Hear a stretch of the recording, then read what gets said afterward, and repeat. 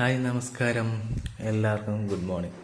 അപ്പോൾ ഞാനും എൻ്റെ അനിയനും കൂടി ഇന്നലെ രാത്രി, അതായത് ഒക്ടോബർ 31 9:30 ഷോയ്ക്ക് ഡേയ്സ് കാണാൻ പോയിട്ടുണ്ടായിരുന്നു കേട്ടോ.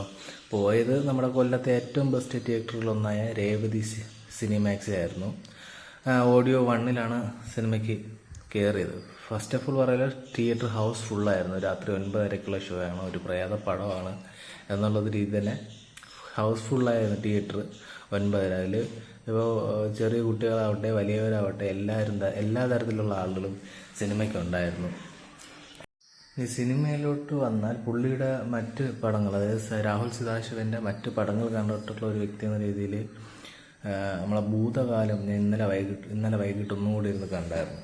ഏകദേശം ആ ഒരു രീതിയിൽ വരുന്നൊരു പടം എന്ന് വെച്ചാൽ ഫുൾ ആ പടമല്ല, പക്ഷെ ആ രീതിയിൽ നമ്മളെ ഒരു റൂം കണ്ടാൽ തന്നെ പേടിയാകുന്ന രീതിയിൽ വരുന്നൊരു ശബ്ദങ്ങളും ഒരു ക്യാമറ ആംഗിളും ഒക്കെയാണ് ഈ സിനിമയിൽ വരുന്നത്.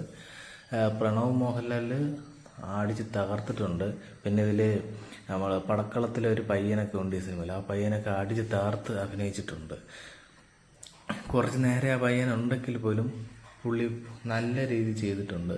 അതേപോലെ വേറൊരു വാഴയിൽ ഒരു പയ്യൻ്റെ അച്ഛനായിട്ട് വരുന്ന പുള്ളി ഇതിൽ മികച്ച രീതിയിൽ അഭിനയിച്ചിട്ടുണ്ട്. ഇനി ഇതൊരു ടിപ്പിക്കൽ പ്രേത പടമല്ല. ഇതിൽ ചെറിയ ചെറിയ വ്യത്യാസങ്ങളുണ്ട്. നമുക്കിത് എന്താ പറയുക, ഒരു നമ്മളെ ചില സാഹചര്യം നമ്മൾ ഇപ്പം പ്രേതം വരുമെന്ന് പറഞ്ഞ് പേടിപ്പിക്കുന്ന അതേ ഒരു രീതിയിലുള്ളൊരു പടമാണിത്. എനിക്കും അനിയനും നല്ല രീതിയിൽ ഇഷ്ടപ്പെട്ട ഒരു മൂവിയാണിത് കേട്ടോ. സത്യമായ ഒരു നിമിഷം പോലും ബോറടിക്കാതെ, അല്ലെങ്കിൽ നമ്മൾ അല്ലാത്ത രീതിയിൽ പേടിപ്പിച്ച് പണ്ടാരടക്കുന്ന ആ പരിപാടിയൊന്നും ഈ പടത്തിലില്ല. ചെറിയ ഒരു പേടിപ്പ് തന്ന് ചില സീനുകളിൽ നമ്മളെ ഒന്ന് ഞെട്ടിപ്പിച്ച് പോകുന്ന ഒരു പടമാണ്. സത്യം പറഞ്ഞാൽ തിയേറ്ററിൽ അടുത്തിരുന്നവരൊക്കെ പേടിച്ച് ചിരിക്കുന്നുണ്ട്. അതായത് സിനിമ കണ്ടു കഴിഞ്ഞാൽ അങ്ങനെയാണ്.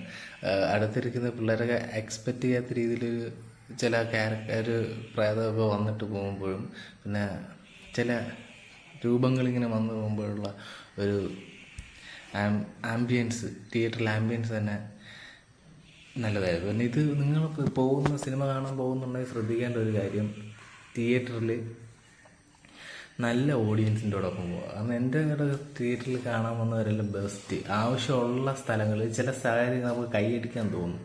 ആ സാഹചര്യങ്ങളിൽ മാത്രമേ അവർ കൈയടിച്ചിട്ടുള്ളൂ. ബാക്കി എല്ലാ സമയത്തും മിണ്ടാതിരുന്ന് സിനിമ കണ്ടുകൊണ്ടിരിക്കും. പിന്നെ നമ്മൾ തിയേറ്ററിൽ പോകുമ്പോഴും കാണാം, ചിലർ ഫോണും ഏത് സിനിമ ഓടിയാലും അവർക്ക് കുഴപ്പമില്ല എന്ന രീതിയിൽ ഫോണും നോക്കിക്കൊണ്ടിരിക്കുന്ന കുറച്ച് ടീംസുണ്ട്. അതിൽ 1-2 പേര് ഇന്നലത്തെ രാത്രിയുള്ള ഷോയ്ക്ക് ഉണ്ടായിരുന്നു. പക്ഷേ സിനിമയെക്കുറിച്ച് പറഞ്ഞാൽ 10-9 പോയിന്റ് നമുക്ക് കൊടുക്കാൻ പറ്റും. 2 മണിക്കൂറേ പടമുള്ളൂ. പെട്ടെന്ന് ഇൻ്റർവെല്ലും ആയത് അറിഞ്ഞില്ല. അങ്ങനെയായിരുന്നു ഈ തിയേറ്ററിൽ ഇരുന്നപ്പോൾ എനിക്ക് തോന്നിയത്. 2 മണിക്കൂർ കൊണ്ട് സൂപ്പർ ഒരു പടവും നിങ്ങൾ മാക്സിമം തിയേറ്ററിൽ പോയി തന്നെ കാണുക.